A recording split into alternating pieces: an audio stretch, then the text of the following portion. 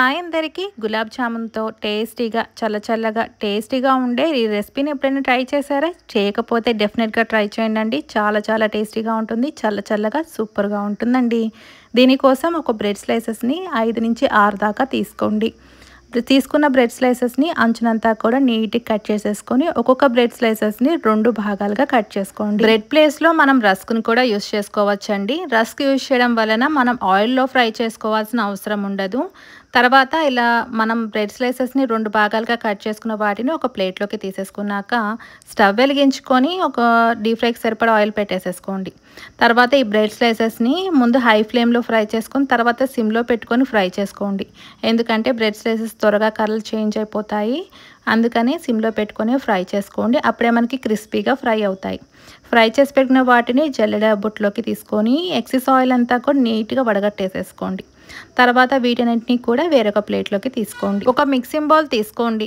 దాంట్లో 3 నుంచి 4 టేబుల్ స్పూన్ల ఏదైనా బ్రాండ్ కస్టర్డ్ పౌడర్ని తీసుకొని తర్వాత దీంట్లోనే కొద్దిగా పాలను వేసుకొని ఈ కస్టర్డ్ పౌడర్ ఉండలు లేకుండా బాగా మిక్స్ చేసేసుకొని దీన్ని మనం పక్కన పెట్టేసేసుకోవాలి. ఇప్పుడు స్టవ్ వెలిగించుకొని ఒక మందపాటి కడాయిలో 1/2 లీటర్ దాకా చిక్కటి పాలని వేసుకోండి.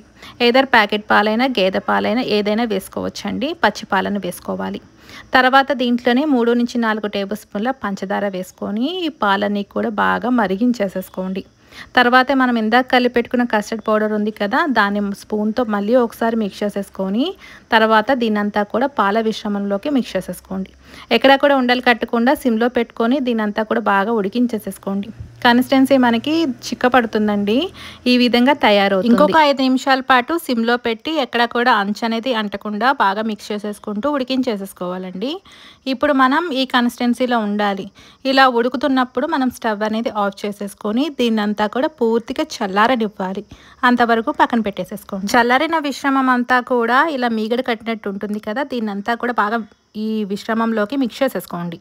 ఎక్కడ కూడా ఉండలు లేకుండా సాఫ్ట్గా అయ్యేంత వరకు మిక్స్ చేసేసుకోవాలండి. వేరొక మిక్సింగ్ బౌల్ తీసుకోండి. మిక్సింగ్ బౌల్లో మనం ఫ్రై చేసి పెట్టుకున్న ఈ బ్రెడ్ మిశ్రమాన్ని ఇలా పల్చగా నీట్గా 1 బై 1 సెట్ చేసుకోండి. ముందుగా మనం ప్రిపేర్ చేసి పెట్టుకున్న గులాబ్ జామున్ ఉంటుంది కదా, గులాబ్ జామున్లో మనం షుగర్ సిరప్ ఉంటుంది.